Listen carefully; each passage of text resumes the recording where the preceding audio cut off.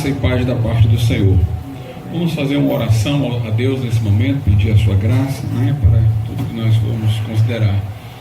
Senhor, nosso Deus, nosso Pai, nós te somos agradecidos, porque, Senhor, pelo sangue da aliança, do pacto, pelo véu que foi rasgado na cruz, nós temos acesso à tua bendita e excelsa presença, Senhor, para podermos te chamar de Pai e buscar refúgio em ti e sentirmos segurança nos teus braços. Fala conosco, instrui-nos por tua santa palavra, guia-nos pelo caminho da santidade, da obediência, da comunhão com Cristo, e que o Senhor possa fazer, Senhor, este projeto ser próspero, alcançar êxito, seu objetivo, e que muitos venham, meu Deus, a se fortalecer cada vez mais na reta doutrina e na tua palavra. Em nome de Jesus nós te pedimos. Amém. Amém, irmãos. Vamos ler o texto que apareceu até aqui, coincidentemente, foi o mesmo texto que eu escolhi, vamos lê-lo. 2 Timóteo, capítulo 2, versículo de número 15, segunda carta que Paulo escreve a Timóteo, capítulo 2, versículo 15. Diz assim: procura apresentar-te a Deus aprovado, como obreiro que não tem de que se envergonhar e que maneja bem a palavra da verdade. Podeis assentar. Meus irmãos, é de grande importância esse projeto, desenhado aí pelo irmão Denilson, pelo irmão Marquinhos, para atender necessidades de 3 congregações, mais aberto para pessoas de outras denominações, mas para atender 3 congregações que, na verdade, estão próximas geograficamente, e que, se nós formos contar, não serão apenas 3 congregações, porque em Pacajus, por exemplo, nós temos 2 congregações. Aqui temos também uma nascente, em Horizonte, fora aquela que já temos estabelecida. Então é para atender realmente a um maior número de trabalhos.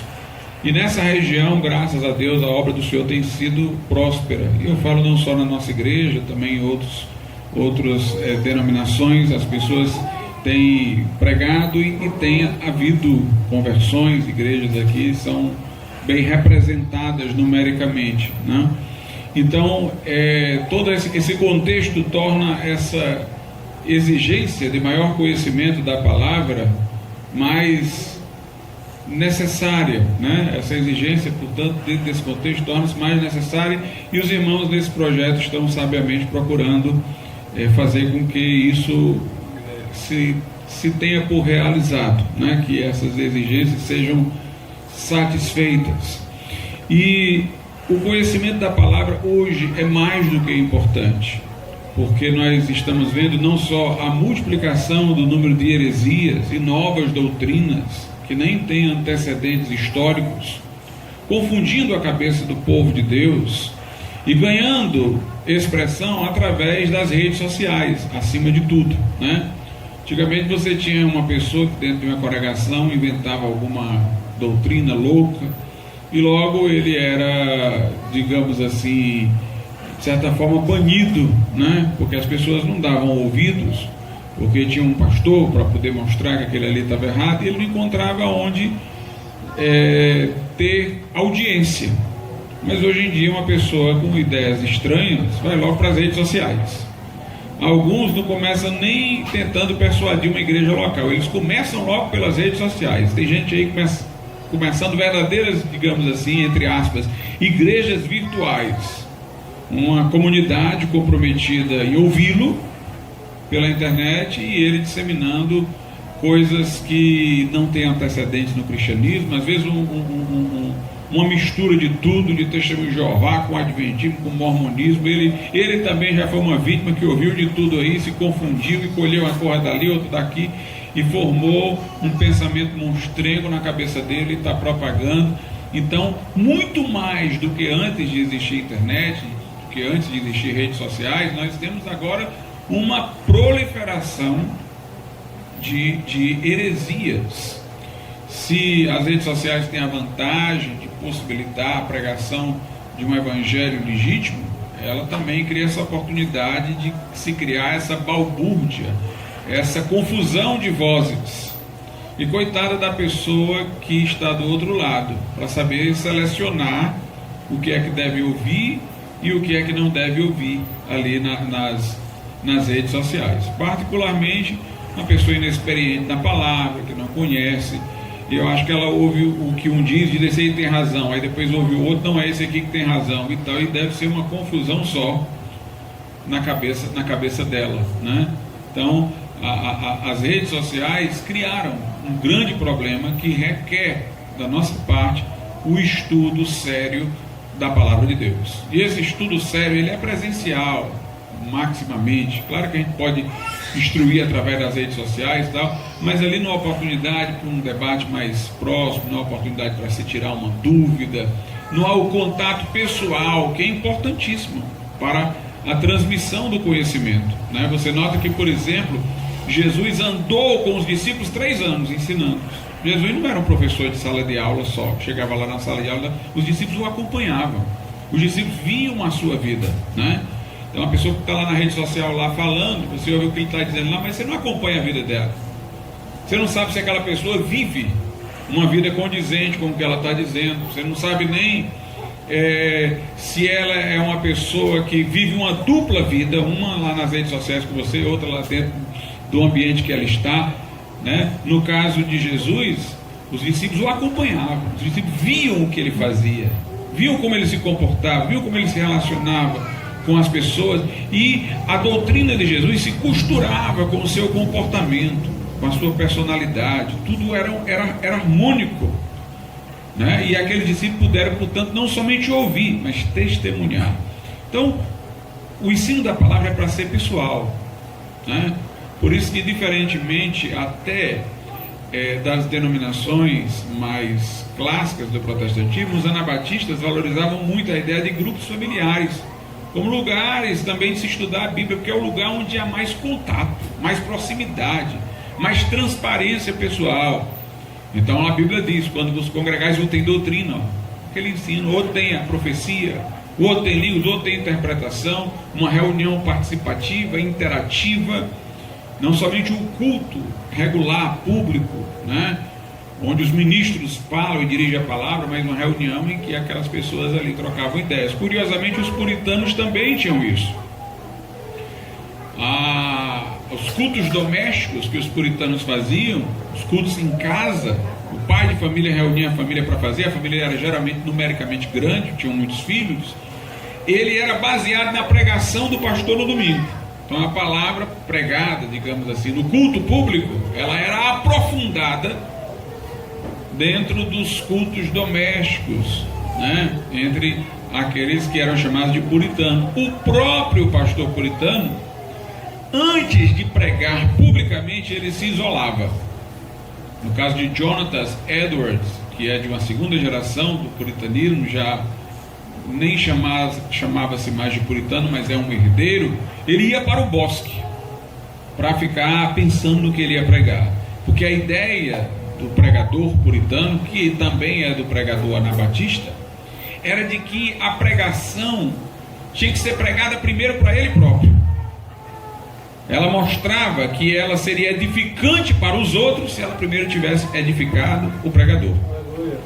Então o pregador, ele não estava só pensando, eu vou chegar lá e vou pregar isso daqui e tal, e todo mundo vai achar interessante. Não, isso que eu estou pregando tem que falar primeiro ao meu coração. Vai falar ao coração dos outros se falar primeiramente ao meu. Então ele ia meditar no que ele ia pregar, ele ia ruminar a pregação, ele iria ouvir a sua própria pregação, e ele só se sentia encorajado a pregar depois que ele havia sido tocado, depois de que aquilo havia incomodado a consciência dele, para ele corrigir em alguma coisa, melhorar em alguma coisa, falar ao coração dele para ele ter uma experiência maior com Deus, aí ele ia. Então, as redes sociais não favorecem a nada disso. Tem gente ali nas redes sociais que o cara está falando da boca para fora, nem preparou nada, nem orou, nem tem uma vida espiritual e tal, mas ele está dizendo qualquer coisa lá para um bando de pessoas inexperientes na palavra, que somente gostaram do jeito dele, que é um jeito lá brincalhão, entusiasta, é uma personalidade assim, carismática, cheia de entretenimento e tal, e aí ele ludibria todo mundo. Então o lugar certo de aprender é aqui, é convivendo, é orando junto, né? É vendo a pessoa, é no cara a cara, né? Jesus, como eu estou dizendo, ele não formou a mera sala dela, Jesus colocou pessoas para acompanhá-lo. Esse é o verdadeiro processo de transmissão do conhecimento da forma bíblica, da forma como nós homenageamos, reconhecemos e prestigiamos. Então, aqui nós temos Paulo falando para Timóteo da necessidade de ele se apresentar como obreiro aprovado, né? Hoje nós precisamos ser um obreiro aprovado que maneja bem a palavra da verdade para lidar com toda essa balbúrdia doutrinária, para lidar com a sociedade, que é uma sociedade pós-cristã. Sabe qual é a diferença entre a sociedade pós-cristã e uma pré-cristã? É que a sociedade pré-cristã, aquela que os apóstolos evangelizaram, uma sociedade que não conhecia o cristianismo, que estava no paganismo, aquela sociedade ali obviamente não aceitava a verdade cristã. Eles cultuavam outros deuses, adoravam outros deuses, mas eles tinham a curiosidade de saber o que é que um cristão queria dizer. Rapaz, vamos ouvir. Eles não se fechavam não, como quem já acreditava em tantos deuses, então Jesus poderia ser mais um. Sempre quando Paulo ia pregar, os apóstolos aí iam dizer que Jesus era o único, né? Tinha que excluir todos os outros. Mas eles queriam ouvir. Você vê que Paulo vai lá no Areópago, começa a falar de Jesus, da ressurreição, as pessoas lá, vamos ver, vamos ouvir o que é que tem para falar, todas curiosas. A sociedade pré-cristã, ela poderia ter um conceito religioso contrário ao cristianismo, mas como o cristianismo era uma novidade, eles ouviam, e na hora que eles se abriam para ouvir, o evangelho entrava, aí fazia a sua obra, ganhava os corações, bania a idolatria, transformava as vidas. A sociedade pós-cristã como a nossa é uma sociedade que passou pelo tempo em que o cristianismo formou as instituições, influenciou a cultura e tal. Então é uma sociedade que diz mais ou menos assim, nós já sabemos o que é isso, aí não quer ouvir não. Você vai falar, abre a Bíblia? Não. Isso aí é coisa de opressor, isso aí foi coisa de europeu para oprimir as outras culturas, isso daí foi coisa de rico para oprimir pobre, não.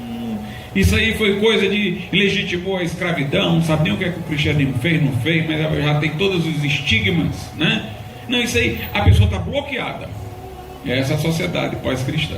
Ela exige, para a gente poder falar, muita sabedoria. Muita sabedoria. Não só porque há essa situação em que essa sociedade está como que vacinada contra o cristianismo. Vacina o que é? É você pegar um pouquinho da doença, levar para a pessoa para ela produzir anticorpos. Você não leva a doença em tanta quantidade que ela gere o problema, mas só um pouquinho para que ela gere o anticorpo, né?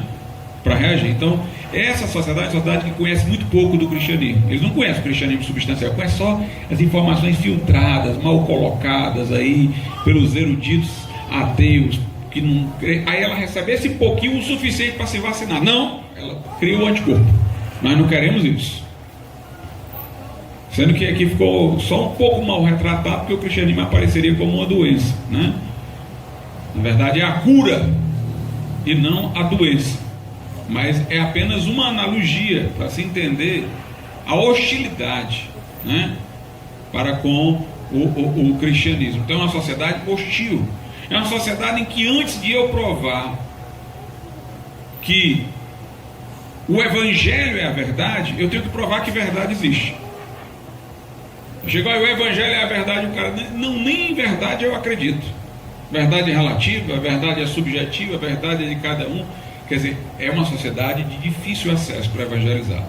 E isso vai ficando de difícil acesso quanto mais você vai subindo nos estratos culturais. O homem simples, ele ainda tem muito da tradição anterior, que dava importância ao cristianismo, a palavra e tal. Quando você vai subindo para as universidades, aí o negócio ainda vai ficando mais bloqueado, mais fechado, mais difícil de penetração, mais hermético. Então, num momento como esse, eu tenho que ser capaz de conhecer a palavra para mostrar que essa visão do cristianismo deturpada que eles têm, pela qual eles já rejeitam, é uma visão que não é a do cristianismo real. E qual é o cristianismo real? Eu tenho que apresentar, tenho que mostrar que essa versão que eles estão rejeitando é uma distorção. Eu tenho que ser capaz de mostrar que há uma verdade, para poder depois mostrar que o cristianismo é verdade. Então nós estamos vivendo num momento, irmãos, desafiador para a igreja, desafiador para o próprio processo de evangelização das pessoas. Então nós precisamos de obreiros preparados. Então veja como um curso como esse é importante nesse momento em que nós estamos vivendo. Sabe como é que a teologia foi desenvolvida? E aqui eu quero fazer uma diferença entre o conhecimento direto da Bíblia e a teologia. Na verdade, o apóstolo Paulo está falando de uma coisa que leva a outra. Aqui na carta a Timóteo, no capítulo 2, verso 15, quando ele diz assim: procura apresentar-se a Deus aprovado, como obreiro que não tem de que se envergonhar, que maneja bem a palavra da verdade. A palavra da verdade é a Bíblia Sagrada. Interessante que, num certo sentido, todo crente tem que saber usá-la, porque ela é peça da armadura de Deus, conforme Efésios 6, para resistir o diabo. Está lá, tomai a espada do Espírito, que é a palavra de Deus. Mas o obreiro, acima de tudo, como ele é o que instrui os outros, ele tem que não apenas tomar posse dessa espada, mas ele tem que manejá-la com muito mais eficácia, né? Porque ele tem que ajudar as pessoas a se defenderem do lobo. E manejar a palavra é saber usá-la, né? E aí é onde entra a teologia.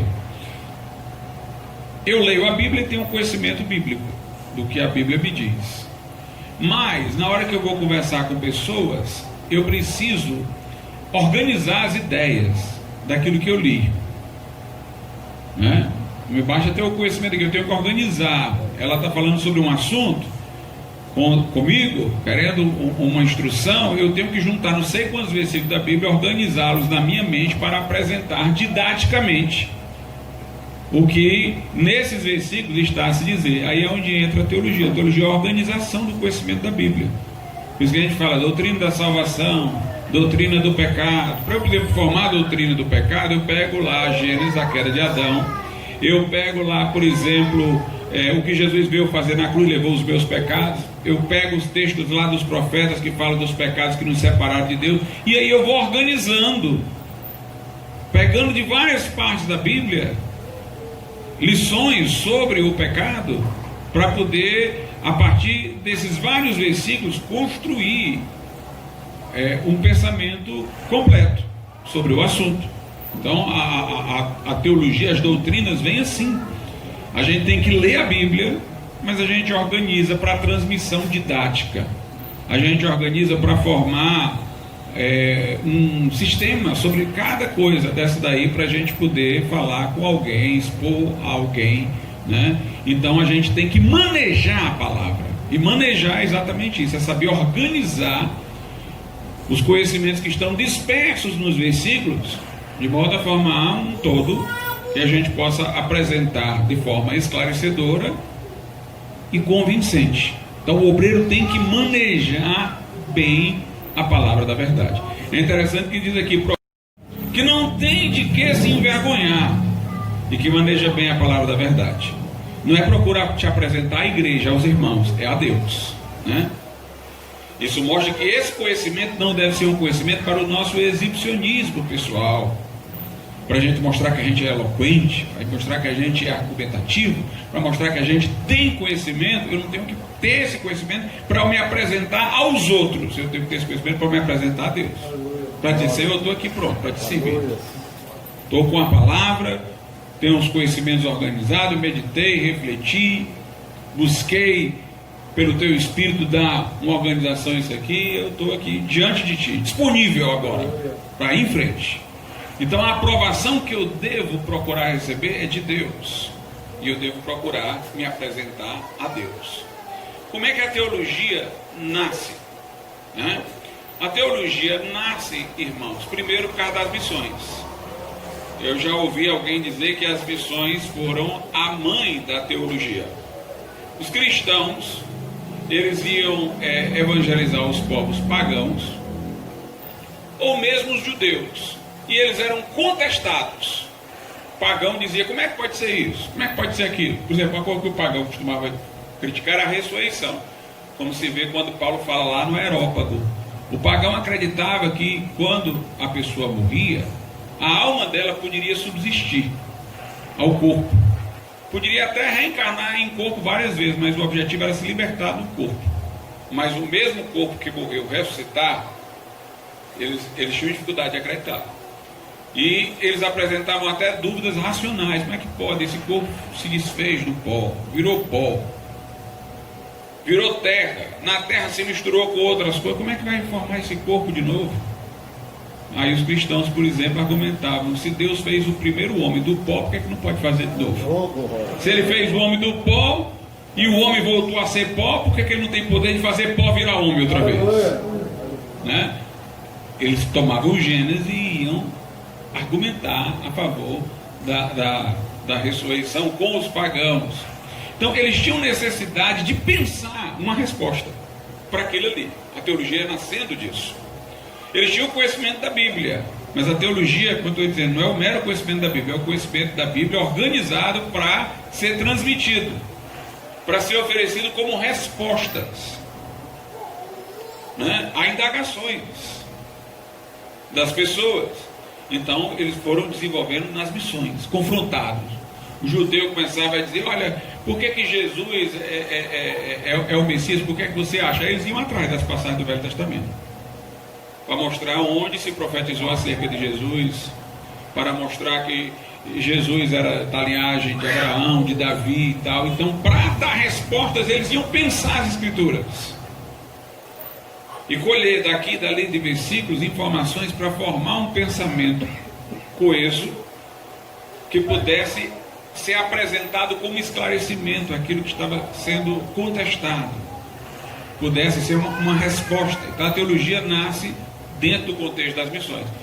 Também há quem diga, eu diria que é uma segunda resposta que não anula a primeira, que a teologia nasce por causa das heresias. Ou seja, quando começa a haver dentro da igreja heresias, a igreja precisa organizar sua ortodoxia para responder ao herege que está trazendo uma coisa nova, uma dissidência, uma divisão. A igreja precisa dizer o que é o certo.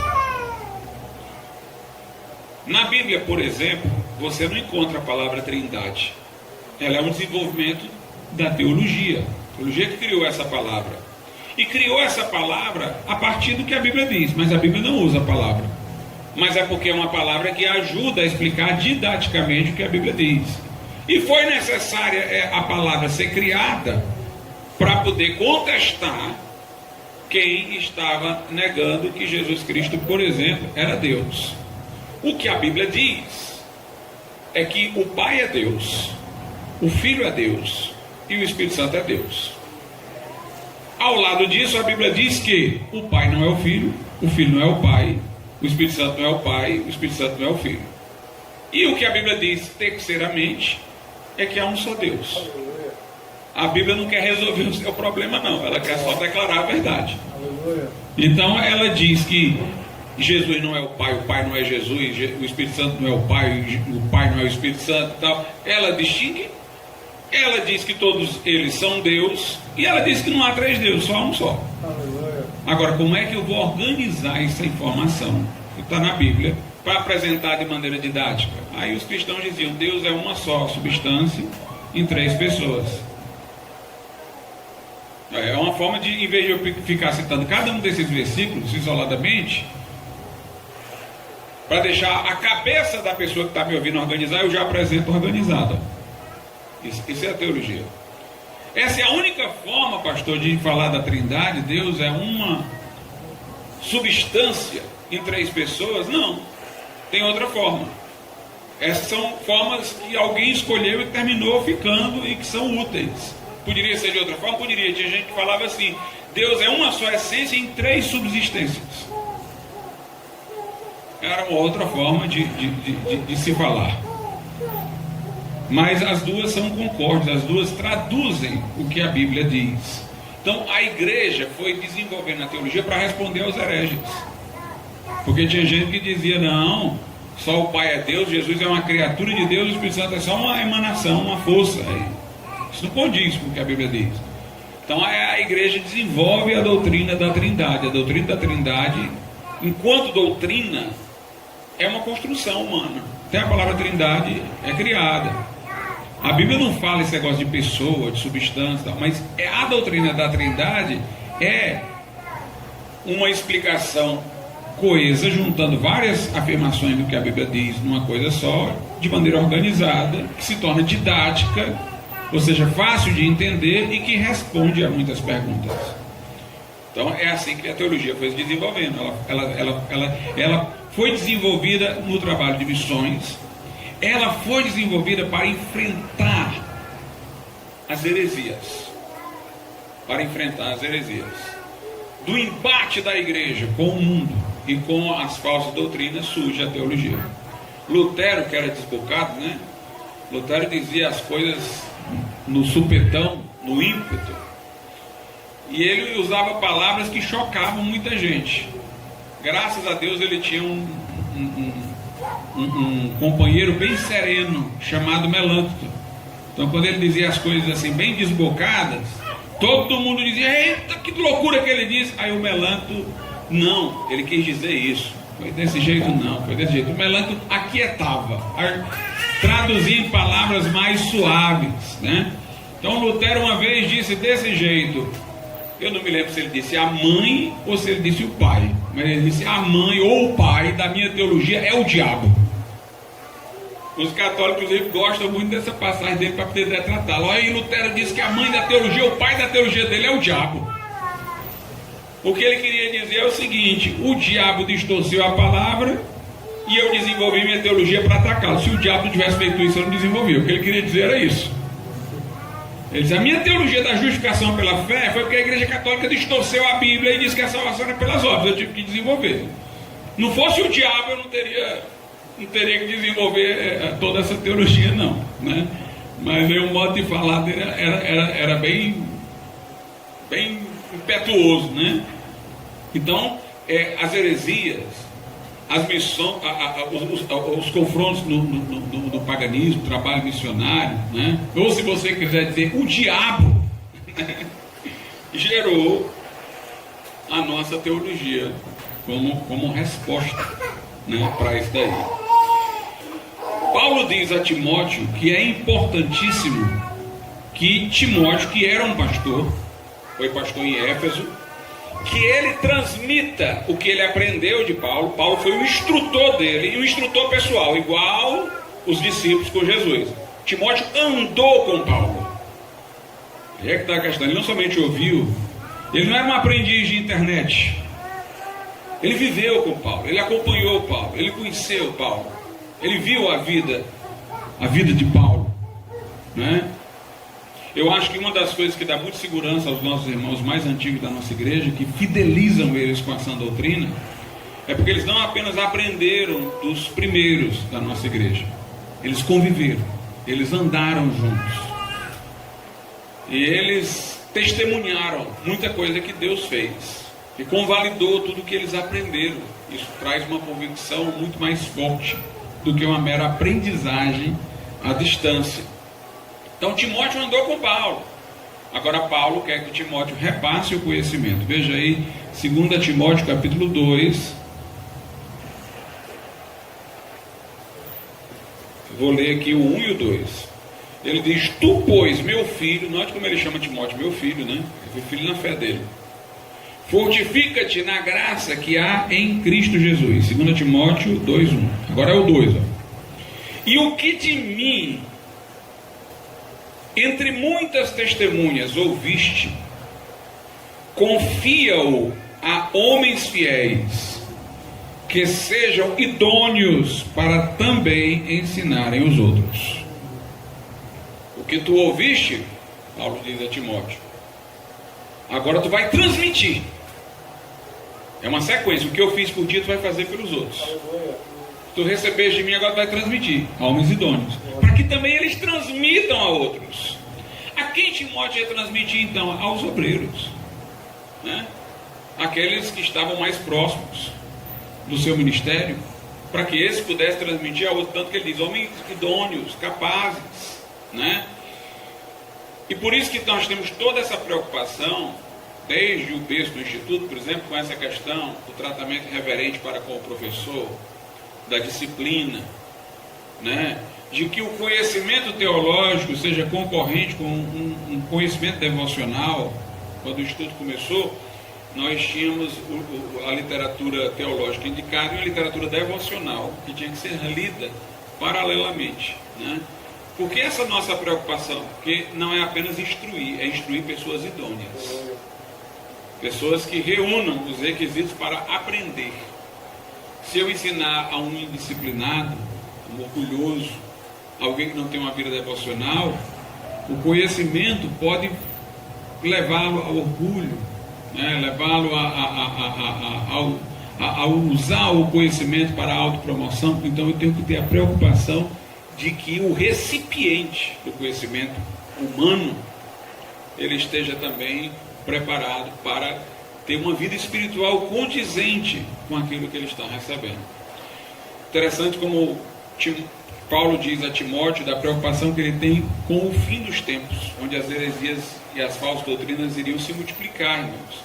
Se conhecimento teológico era importante naquele tempo, como disse eu, e foi importante no trabalho de missões, e foi importante no combate às heresias, quanto mais hoje, que nós estamos na sociedade pós-cristã, pós-moderna, que nega não somente o cristianismo, mas aquilo que dá plausibilidade ao cristianismo, como conceito de verdade, de pecado, né?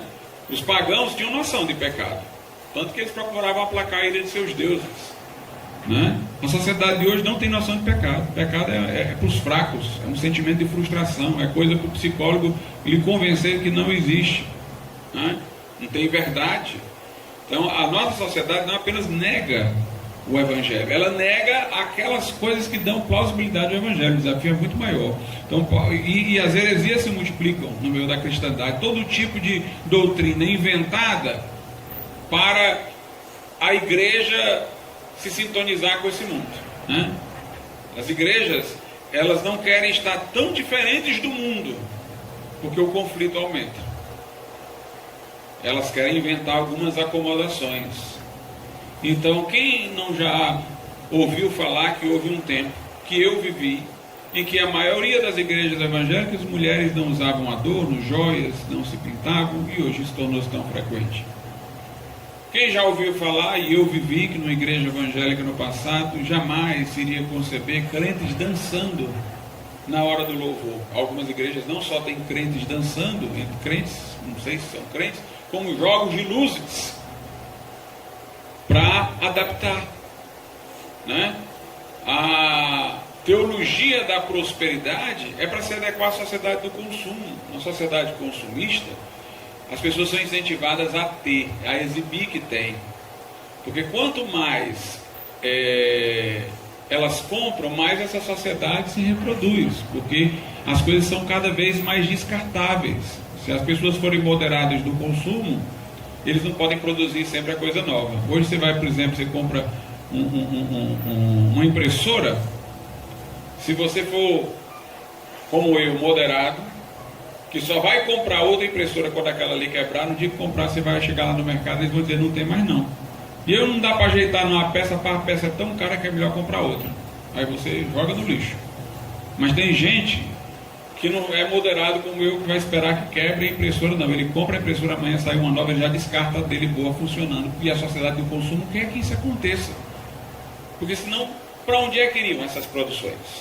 Todo mundo tem que estar comprando toda hora, né? Então, se você tem um celular igual o meu, se você for do colégio, está todo mundo zombando de você. Ih, rapaz, eu não tenho essa necessidade de autoafirmação não, mas uma criança, por exemplo, chega no colégio com um celularzinho desse, não tem um celular, não sei o que, não tem papai, todo mundo tem, e eu não tenho, e tal. E quanta gente troca de celular sem o anterior estar quebrado? Irmão, desse aqui só desaparece quando quebrar.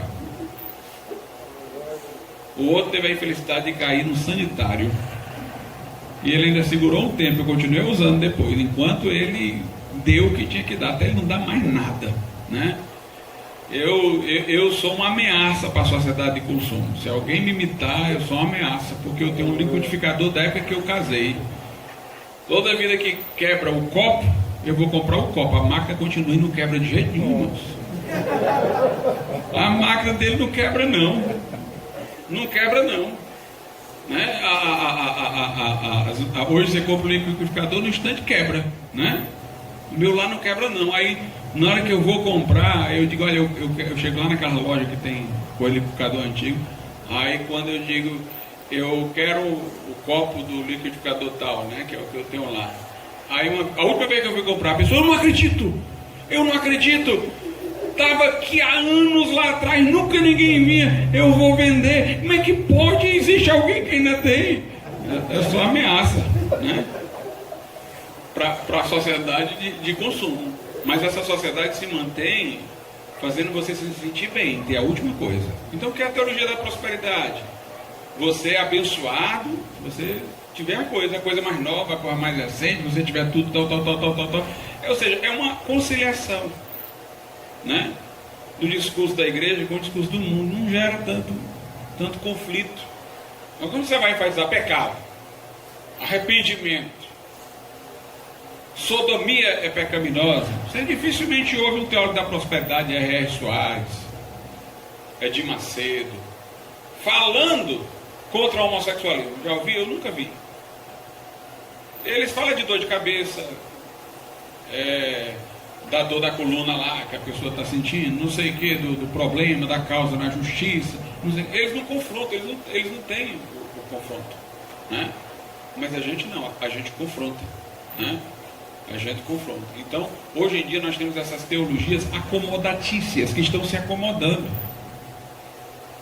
A gente tem que perguntar não o que nos fará viver melhor dentro dessa sociedade, mas o que a Bíblia diz. E aí, depois de vermos o que a Bíblia diz e fazermos de acordo, aí vamos ver qual é o preço que a gente tem que pagar e estar preparado para ele, seja ele qual for, né? Seja ele qual for. Então Paulo diz aqui na 2 Timóteo 4, a partir do 1: Conjuro-te, pois, diante de Deus e do Senhor Jesus Cristo, que há de julgar os vivos e os mortos na sua vinda e no seu reino, que pregues a palavra, instes a tempo e a fora de tempo. Uma exortação de Paulo a Timóteo, para que seja perseverante. Tu prega, meu irmão, exorta a tempo e a fora de tempo. Não tem palavra, prega também.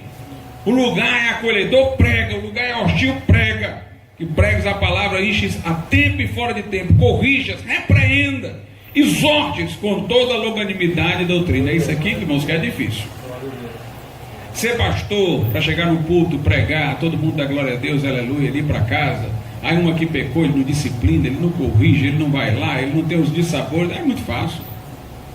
É só chegar lá e ser aplaudido e cantar os hinos e tudo. Dá trabalho ser pastor, é isso aqui. É repreender o que caiu, é exortar o que está desanimado, com paciência, com doutrina. É essa luta aqui. Tem igreja aí, irmãos, que todo mundo quer ser pastor dentro dela. E na nossa é todo mundo querendo fugir de ser pastor. É igual a buquê de noiva para homem, né? Quando lança aí, os homens saem tudo correndo nas festas aí de casamento mudando, né? Que os homens não querem que o buquê caia para eles, não querem casar, que chama para ser pastor e todo mundo corre, porque todo mundo sabe. Por exemplo, na nossa igreja, que ser pastor é isso daqui, é enfrentar isso daqui. Isso aqui, irmãos, é desgastante. Eu vou dizer uma coisa, para viver isso daqui, não basta só ser capaz de pregar, de administrar, que hoje em dia tem dois tipos. Tem o pastor que prega e o pastor empresário, ele sabe gerenciar, ele é um bom administrador. Mas aqui é você confrontar, é você sofrer com as pessoas. Isso aqui você precisa ter estrutura psicológica. Bota uma pessoa que ela é um bom gerenciador, um bom comunicador, bota ele para dirigir uma congregação, mas ele não tem vocação, dentro do contexto da nossa igreja, do que a nossa igreja espera de um pastor. Aí ele vai lá, passa um mês, 2 meses, pastor, não estou aguentando mais não aguento mais não. Ele não aguenta o fardo, a estrutura psicológica para poder enfrentar tudo aquilo, porque ele sabe o que é que ele tem que fazer. É isso que nós entendemos que um pastor deve fazer. No versículo 3 diz: porque virá tempo em que não suportarão a sã doutrina, mas tendo coceira nos ouvidos, amontoarão para si doutores conforme as suas próprias concupiscências. É hoje. O povo está querendo o pastor que pregue o que ele quer ouvir, né? Alguém até já disse que a disciplina está desaparecendo das igrejas porque não está tendo mais eficácia. Agora, para nós não interessa se tem eficácia ou não tem aos olhos dos homens. O que interessa é o que a Bíblia diz. Mas o que eles querem dizer que não tem eficácia é o seguinte: você disciplina um crente aqui, ele atravessa a rua e vai para outra igreja lá que diz que aquilo não é pecado, né? Hoje em dia praticamente não existe mais crente desviado. Por quê? Um crente aqui quer ser homossexual, a igreja aqui não aceita, ele vai para outra que aceita homossexual. Ele não diz que está desviado não, ele mudou de igreja. Ele está numa igreja que confronta ele e diz: olha, beber é pecado. Aí ele sai daquela igreja e vai para outra. Não, aqui pode beber. Não, só fez mudar de igreja. Aí, antigamente tinha o crente que aceitava que estava desviado. Não, estou desviado, estou longe de Deus, estou fazendo errado. Hoje em dia é difícil, irmãos. Até a disciplina, como eles dizem, né, torna-se ineficaz aos olhos humanos, né, por causa disso. Porque vai disciplinar, mas não adianta nada, que ele já está em outro. Sendo que para nós não interessa eficácia ou ineficácia. O que interessa é o que a palavra de Deus diz. E quem aprendeu aqui dentro, por mais que vá atrás de outra, vai se levar na consciência que ele está errado por tudo que ele aprendeu aqui dentro, né? E a gente vai fazer o certo, né? Paulo diz: nos últimos tempos não suportarão essa doutrina, mas vão procurar mestres segundo suas próprias cobiças, segundo seus próprios desejos. Aí no versículo 4 diz: e desviarão os ouvidos da verdade, voltando a fábulas. Voltando a fábulas. Como é verdadeiro esse negócio de voltar à fábula, né, irmãos? E aqui eu digo até em relação ao mundo, não só a doutrinas heréticas, né? Como diz a Bíblia: dizendo-se sábios, os homens tornaram-se loucos, né? Hoje em dia esse negócio de ideologia de gênero, o homem diz: eu sou mulher, então é mulher, muito embora biologicamente seja homem. A mulher diz: eu sou homem, aí vira homem. Isso aí, irmãos, é uma fábula, é uma loucura, né? É uma loucura. É a mesma coisa que de alguém dizer: o Papai Noel existe, porque eu acredito em Papai Noel. Então ele existe, ele vai vir aqui, vai descer lá na chaminé. Por que ele vai descer na chaminé? Não, porque como eu acredito que ele existe, ele vai fazer isso. É uma loucura, é uma insanidade. Mas é como nós estamos vivendo num tempo que os homens, dizendo-se sábios, como diz Paulo aos Romanos, tornaram-se loucos, voltaram a fábulas, a coisas loucas, né? É uma insanidade mental, né? Mas a gente vê que Paulo diz a Timóteo que no final, nos últimos tempos, os desafios seriam maiores, que se requereria de um obreiro, seria um esforço muito maior: pregar, instar, tempo, fora de tempo, repreender, exortar e tal. Eu louvo a Deus por esse versículo aqui, irmãos, porque ele é consolador também. Ele não é só instigador para a gente fazer coisa, ele é confortador. Eu vou dizer uma coisa: às vezes você prega, você está certo que aquele crente ali nunca vai pôr em dúvida uma coisa, aí de repente ele põe, e dá um desânimo que você não deixa se tomar por ele, porque você diz: não, Paulo mandou fazer isso mesmo, repreender de novo, exortar de novo, é todo dia. O povo é tão frágil que parece que se não falar todo dia, o diabo faz uma amnésia nele todo dia. Eu vou dizer uma coisa: as pessoas não questionam a doutrina até que seus interesses entrem em jogo. Pastor, concordo plenamente que a gente não é para se valer de anticonceptivo artificial, não. Esse foi o pecado de Onã. A Bíblia diz que não. Aí ele é solteiro, aí ele casa, tem o primeiro filho, tudo bem, o segundo filho, terceiro filho, já está com dificuldade de manter a casa. Pastor, agora eu não sei mais se aquele negócio é verdade, não. A maior parte dos questionamentos doutrinários que as pessoas fazem não deriva de um questionamento intelectual, razoável, São os seus interesses batendo de frente com aquele que aprenderam. É a irmã que diz: pastor, eu acho uma vaidade. Pessoa lá com cabelo preto, pintar o cabelo de louro. A Bíblia diz que a gente deve ser humilde, simples, modesto. A gente deve aceitar o que Deus fez e tal. Aí no dia que os cabelos dela começam a ficar brancos, então agora eu querer pintar aqui porque estão ficando brancos. Quando os interesses entram em jogo, né? Quando os interesses entram em jogo, é quando a pessoa começa a questionar. Então tem uma pessoa lá que está aprendendo lá todo dia. Aí de repente ela vem com uma dessa. O pastor, irmãos, tem uma sensação de desânimo com que tudo que eu falei não adiantou nada. Mas ele tem que exortar todo dia, porque ele não sabe em que dia o interesse da pessoa vai concorrer com o que ela está aprendendo. É no dia que concorrer que ela vai querer colocar em dúvida. Aí ele tem que acender a consciência dela. Por isso que é um trabalho diário. É um trabalho diário. Eu conheci igrejas, irmãos, que eram contra inúmeras coisas que hoje eles praticam. O que foi acontecendo? Os pastores foram deixando de pregar sobre aquilo.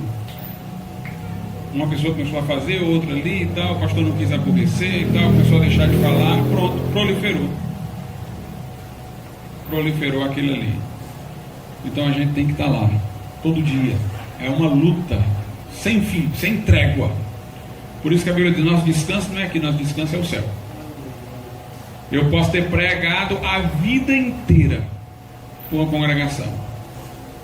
Se eu passar um ano negligenciando determinadas verdades, no fim do ano já vai estar gente confuso. Então é o seguinte: não existe estrada que eu possa imaginar assim: eu fiz tudo, agora eu vou descansar um pouquinho, vou pregar menos sobre aqueles assuntos. Não existe. Só no céu. Aqui é lutar até a última gota, né? Até a última gota. E para isso a gente tem que estar afiado na palavra e na doutrina. Sabe por quê? Porque as pessoas inventam novos argumentos para pecar. Você, por exemplo, já imagina que alguém, para fazer determinada coisa errada, vai argumentar assim porque alguém já argumentou, aí você já refuta. Aí, como ela já sabe que você já refutou, quando ela está lá tentada por aquilo ali e quer questionar aquilo que aprendeu, ela já está inventando outro argumento, que você amanhã tem que responder ao outro argumento, né? Vão ajuntando o mestre segundo suas próprias cobiças para dar argumento para elas, para acomodá-las no pecado. E a gente tem que estar lá, instando, repreendendo, né? Então, por tudo isso, a gente vê a importância de a gente aprender a palavra, de a gente aprender a doutrina. O curso aqui, ele está com disciplinas muito bem organizadas. Eu não vou seguir a ordem de como aqui foram apresentadas para serem passadas, né, ao longo dos semestres, mas eu vou aglutinar os tópicos pelo assunto. Por exemplo, hermenêutica, homilética, e qual é a outra coisa? Hermenêutica, homilética, vamos lá. Não, eu quero pegar esse aqui, ó. Hermenêutica, homilética e apologética. Vamos pegar esse trio. Ele pode ser bem alinhado aqui, ó. A importância disso aqui. Hermenêutica, você vai aprender a interpretar a Bíblia, né? Como interpretar as Escrituras, como associar os versículos de modo a tirar conclusões acertadas da leitura, como ler os textos dentro do contexto. Então, é a hermenêutica, para você interpretar. A homilética é para você transmitir, pregar, né? Inclusive, nós poderíamos dizer que a homilética dentro do nosso meio equivale no âmbito secular, que também tem hermenêutica lá, obviamente para os assuntos dele, equivale no âmbito secular à retórica. Retórica e hermenêutica são duas vias inversas. A hermenêutica procura, a partir da expressão, entender o pensamento. Ou seja, eu estou lendo o que alguém disse aqui e vou tentar entender o que é que ele pensou enquanto disse. A retórica é o caminho contrário. É como eu vou transmitir o que eu estou pensando. A hermenêutica eu vou da expressão ao pensamento, e na retórica eu vou do pensamento à expressão, né? O que é a retórica? É como eu vou transmitir o que está na minha cabeça, como eu vou passar aquilo ali, né? Na época da Reforma, havia duas vertentes de retórica. Uma que se preocupava com a clareza, ou seja, um bom retórico é aquele que fala de modo claro, e uma outra que se preocupava com a eloquência, falar de forma bonita. Os reformadores ficaram com a primeira. Eles diziam: Deus na sua palavra falou de modo claro. Jesus, quando buscou ilustrações de agricultor, de pescador, de pastor, ele falou para o homem simples entender. Ele não quis sofisticação. Então vamos seguir a retórica de Deus. Como a gente pode transmitir o que a palavra de Deus diz da forma mais clara possível, né? Agora, a homilética, ela não é só transmissão, é também aplicação. Porque o objetivo de um sermão, de uma pregação, não é só instruir, é mudar as pessoas, né? O objetivo é levá-las à ação, para fazer aquilo que é certo.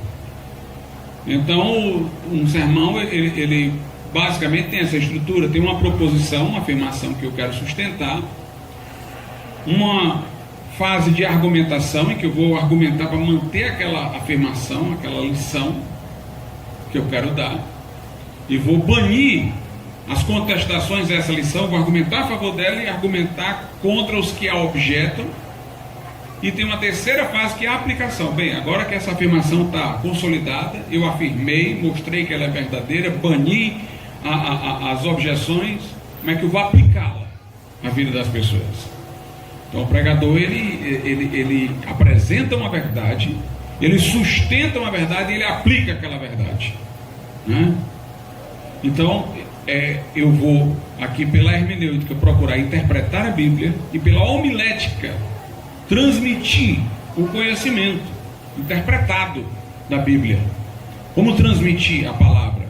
Transmitir de uma forma que não somente instrua e convença, mas leve à ação.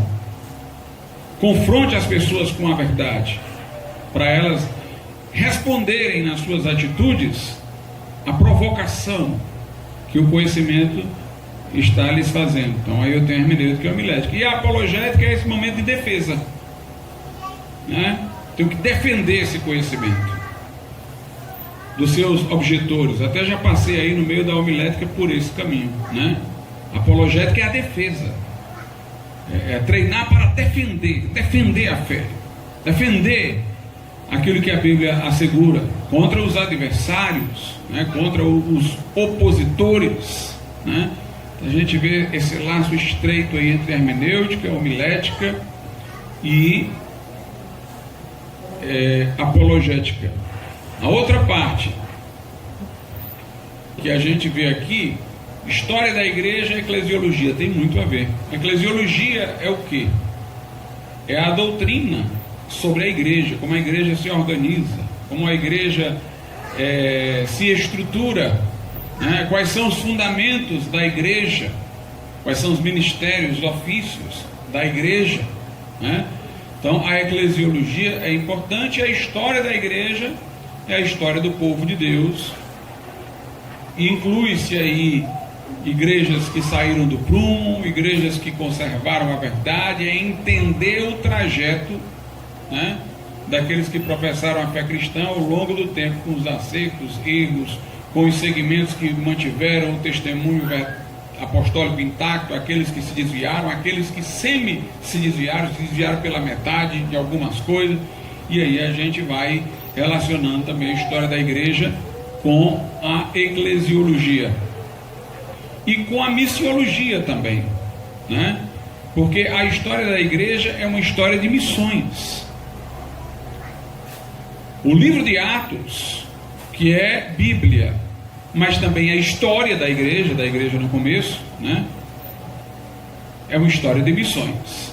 A história da igreja é a história da propagação do evangelho. Então a gente vê como tem uma ligação, né, da história da igreja com a missiologia, com a eclesiologia, né? Saber como é a organização da igreja, qual a missão da igreja e como aconteceu isso, nos seus acertos, nos seus erros, ao longo dos séculos até chegar até nós. A história da igreja é importante, irmãos, porque quando a gente lê a Bíblia e conclui uma coisa que não tem antecedente, que ninguém mais falou nisso antes de você, pode achar que você está errado, porque é provável que você esteja. Porque Deus sempre tem preservado o testemunho da verdade. Uma característica de muitas heresias é essa: estava tudo errado e nós descobrimos. O testemunho de Jeová surgiu aí um dia desse. Se o testemunho de Jeová fosse verdade entre aquela geração apostólica e até a chegada dos testemunhos de Jeová, ninguém defendeu aquilo. Se o adventismo do sétimo dia fosse verdade entre o adventismo do sétimo dia e a geração apostólica lá, não teve nada. Eles procuram encontrar aí más representações, no máximo eles conseguem encontrar gente que possa, segundo eles, ter defendido a guarda do sábado. Mas e o restante das coisas do adventismo? Nada. Os mormons, entre eles e o cristianismo, não teve nada, se perdeu. Quer dizer, ninguém ouviu o evangelho depois de todos esses séculos, até os mormons terem aparecido. Pastor, descobri aqui um negócio da Bíblia que nunca ninguém falou, nunca ninguém antes de mim disse. Está festejando fora da hora, porque deve estar errado. Deve estar errado. A gente deve ter prazer de dizer que o que a gente descobriu alguém já tinha dito, né? Porque tem uma continuidade, tem um processo histórico. Deus preserva a igreja. Nem sempre a igreja verdadeira foi hegemônica. Aliás, depois da geração apostólica, vindo Constantino, ela nunca foi hegemônica. A hegemônica foi a igreja romana errada. Sempre ela foi um remanescente, a verdadeira, um grupo menor, mas nunca deixou de existir, sempre sustentando a verdade, defendendo a palavra de Deus. A história da igreja, para a gente ver se o que a gente crê e ensina teve continuidade no processo histórico. Eclesiologia, missiologia e história da igreja. Aqui nós temos doutrinas bíblicas. Doutrinas bíblicas, vamos ter a doutrina do pecado, doutrina das últimas coisas e tal. Mas note que aqui está num pacote só, juntando tudo, né? As doutrinas bíblicas. Mas foram destacadas duas: a eclesiologia e a soteriologia. A missiologia eu posso também mencionar, né? Mas a missiologia é uma disciplina mais sobre a ida ao campo, né? Não uma doutrina assim sobre um assunto de dogma, né? Mas aí nós temos destaque para a soteriologia e a eclesiologia. Por quê? Por que a gente simplesmente não considerou soteriologia aqui dentro, por exemplo, das doutrinas bíblicas? Por que a gente quis destacar? Por causa da grande importância. A soteriologia é o que? A doutrina da salvação. É a principal, né, irmãos? É a principal. Se alguém não tem o correto ensino sobre a salvação, o que ele prega não resulta em gente salva, não. Ele está ensinando o caminho errado para o céu, não vai ter convertido. O principal assunto da Bíblia qual é? A salvação. Jesus disse: examinar as escrituras, porque julgais ter nelas a vida eterna, e são elas que de mim testificam. João diz: Jesus fez muitas outras coisas além dessas que eu narrei, mas essas foram escritas para que creais que Jesus é o Filho de Deus, e para que crendo tenhais vida em seu nome. É o principal assunto da Bíblia, é a vida eterna. E Jesus veio ao mundo, se encarnou, por quê? Para buscar e salvar o que se havia perdido. Então ela merece um destaque. A doutrina da salvação, a soteriologia, porque ela é o centro em torno do qual tudo mais vai girar. Por isso que foi dado um destaque, foi criada uma disciplina específica, né, para ela. E a eclesiologia, irmãos, também torna-se importante, porque a gente precisa saber se a gente está numa igreja em moldes bíblicos ou não. Se a gente está numa igreja que está organizada, estruturada dentro do modelo neotestamentário ou não, né? Primeira coisa que alguém precisa é da sua salvação. Depois que ele é salvo, a primeira coisa que ele precisa é estar numa igreja certa, é estar numa igreja bíblica, né? Daí o destaque inseparado para a soteriologia e para a eclesiologia. Amém. Eu termino aqui, irmãos, as minhas considerações, mas eu me coloco aqui ao dispor dos irmãos por um momento, caso alguém tenha alguma dúvida e queira fazer alguma pergunta, né? Esse curso, como eu disse, veio em momento importante, adequado, né? Tem professores capacitados que vão ajudar os irmãos a se instruírem. E caso os irmãos, alguém tenha dúvida sobre alguma coisa de que a gente falou, das disciplinas, alguma coisa, pode nos perguntar e a gente responde agora ou depois também, se alguém se sentir mais à vontade assim. Amém. Senão eu vou passar a palavra aqui aos irmãos, que eles encerram, como Deus os guiar ou dão continuidade, né?